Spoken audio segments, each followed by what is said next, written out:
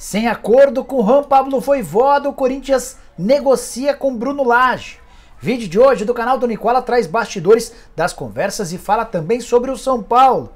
Leco, ex-presidente do Tricolor, deu uma entrevista cornetando todo mundo e causou a maior confusão. Bora te atualizar sobre um velho sonho. De Flamengo e Palmeiras tem novidade envolvendo o volante Wallace. Para completar, te conto sobre o destino de Reinaldo, ex-atleta do Tricolor. Falo ainda sobre o Santos, Atlético Mineiro, as últimas do mercado e muito mais. Antes, sem perder tempo nenhum, só contar que eu me chamo Jorge Nicola, jornalista esportivo, trabalhando no meio desde 2000. A missão por aqui é deixar você por dentro das últimas, de bastidores, transferências, finanças e muito mais. Para não perder nada, só apertar esse botãozinho vermelho de inscreva-se. Combinado? Direto ao ponto, já vou começar com um giro de notícias contando que Andrés Rueda, presidente do Santos, prometeu comprar os 3 atletas mais importantes emprestados no elenco. Volante Rodrigo Fernandes, também volante Zanocelo e atacante Soteldo.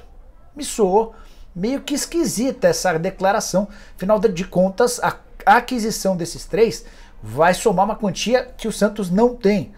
Soteldo, por exemplo, havia sido vendido por 6 milhões de dólares. O Zanocelo está estimado em 10 milhões de reais. Rodrigo Fernandes, que deu conta do meio campo do Santos, também é um jogador caro. Enfim, é o presidente Andrés Rueda fazendo promessas. Tô meio desconfiado do presidente, ele tem dito algumas coisas que não se confirmam. Bora contar um bastidorzinho da festa de casamento do Dudu na última quarta-feira. Terça-feira, de terça para quarta. Durante a madrugada, em meio aos festejos, a galera já um pouquinho mais alta, mais alterada, jogadores do Palmeiras cantaram um coro para o Tite, o técnico da seleção. A musiquinha tinha, abre aspas, Tite, C3 pontinhos, Dudu é seleção. Enfim, vocês entenderam, né? Bora falar agora sobre o Cruzeiro, que decidiu emprestar o goleiro Denevis.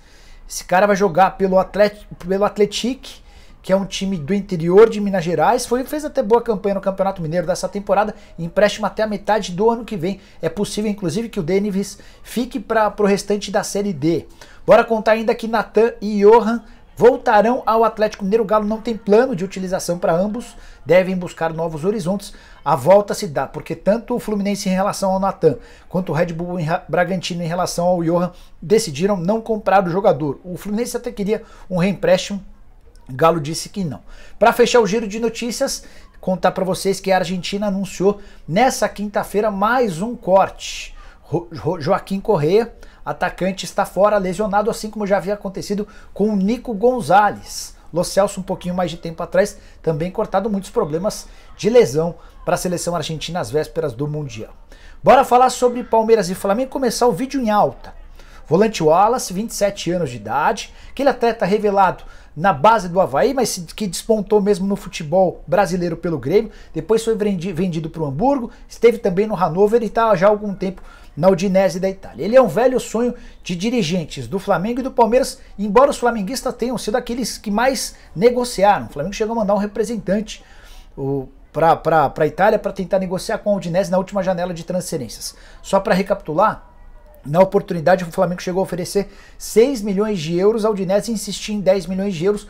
O Wallace tentou, esforçou, pediu para que o negócio acontecesse, a Udinese não abriu mão. E aí a grande novidade dessa quinta-feira é que o brasileiro acaba de estender seu contrato na Udinese até 2026. Diante disso, dá para descartar por completo qualquer chance de retorno do Wallace, seja para o Flamengo, para o Palmeiras ou para qualquer outro clube brasileiro. Não é o caso de uma renovação do contrato para em seguida um empréstimo ou alguma coisa relacionada a isso. O Wallace é titular absoluto da Udinese, 8ª colocada no campeonato italiano. Só para você saber, a equipe disputou 15 partidas na atual temporada do campeonato italiano. O Wallace jogou as 15 todas como titular, ele só foi poupado em 2 jogos da Copa Itália. Então você, rubro-negro e torcedor do Palmeiras, que em algum momento especulou o Wallace, risque do seu caderninho, beleza? Bora falar agora sobre Reinaldo, informação exclusiva. Reinaldo já tem um acordo verbal para jogar no Grêmio. Me refiro ao lateral esquerdo, que durante bastante tempo esteve vestindo a camisa do São Paulo, titular em boa parte desse período. Não teve seu contrato renovado. Rogério Ceni e diretoria entenderam que o ciclo do Reinaldo estava acabado, jogador de 500 mil reais por mês. Vários clubes especularam a possibilidade da contratação do Reinaldo, mas aqueles que tinham mais capacidade financeira eram o Grêmio e o Fluminense. O Reinaldo deu preferência ao Grêmio exatamente pela capacidade financeira. O Reinaldo confia que vai ter menos problemas com atrasos salariais no Rio Grande do Sul do que no Rio de Janeiro. Nicola, então quer dizer que o Reinaldo já vai ser anunciado como reforço do Grêmio? Tem só um detalhezinho. Antes disso, vai haver a necessidade da confirmação da renovação do contrato do Renato Gaúcho. Até amanhã, o novo presidente do Grêmio, Alberto Guerra, viajará ao Rio de Janeiro para pegar a assinatura do Renato na prorrogação do contrato. O passo seguinte vai ser anunciar a contratação do Reinaldo, que chega a Porto Alegre a pedido do treinador gremista. Você gosta? Use o espaço para comentários para dizer o que você pensa a respeito do Reinaldo. Segundo lateral esquerdo, que tem seu futuro definido nos últimos dias. Contei para vocês também que Juninho Capixaba vai defender o Red Bull Bragantino. Bora falar agora sobre Leco. O ex-presidente do São Paulo ficou 5 temporadas no tricolor, não ganhou absolutamente nada. Talvez não, para mim o pior presidente da história do São Paulo. E ele reapareceu nos noticiários nessa quinta-feira numa entrevista à ESPN, com vários pontos extremamente contraditórios. Em uma parte ele chega a dizer que nunca diminuiu os salários dos funcionários do São Paulo, mesmo em época de pandemia. Mentira. Os funcionários do São Paulo tiveram uma redução de 25% nos vencimentos. Com o detalhe de que eu não estou me referindo a atletas, porque no caso dos atletas ele fez ainda pior. Ele pagou metade dos salários dos jogadores e deixou a outra metade para o próximo presidente. Mas o ponto alto dessa entrevista do Leco foi quando ele detonou o desempenho do São Paulo na Sul-Americana, afirmando que o São Paulo fez um verdadeiro vexame contra o Independente Del Valle. A gente pode até dizer ou entender dessa maneira, mas não alguém que presidiu o São Paulo e chegou a apenas uma final em 5 anos. E ainda perdeu a final. Logo sendo esse presidente alguém que, como comandante do clube, viu o São Paulo ser eliminado por Penapolense, Audax, Juventude, Defensa e Justiça, Colón, Tajeres, Mirassol, Lanús e o pior, São Paulo conseguiu ser eliminado na primeira fase da Libertadores em 33 anos. Foi a primeira vez que isso havia acontecido, tudo sob o comando do Leco. Isso sem falar que o tricolor nos tempos de Leco, nos clássicos, tinha desempenho ridículo de algo na casa dos 33%. Só a título de comparação, na era Júlio Casares, que o sucedeu, o desempenho clássico subiu de 33% para quase 50%. Em relação a títulos, se o Leco não ganhou nenhum título, em apenas 2 anos o Júlio Casares já tem um título paulista e outras 2 finais. Só a partir daí dá para você entender um pouquinho do que foi o período Leco. E para arrematar, o ex-presidente do São Paulo assumiu com 300 milhões de reais de dívida e deixou o São Paulo com 606 milhões de reais. Para ele, nessa entrevista, os culpados foram a pandemia e também uma inundação no Morumbi. Parabéns aos envolvidos, hein? Bom, quero falar agora a respeito do Corinthians, mais especificamente sobre Bruno Lage. Pela manhã havia contado para vocês que o treinador português, demitido em outubro pelo Wolverhampton, tinha seu nome especulado no Corinthians, agora já dá para avançar.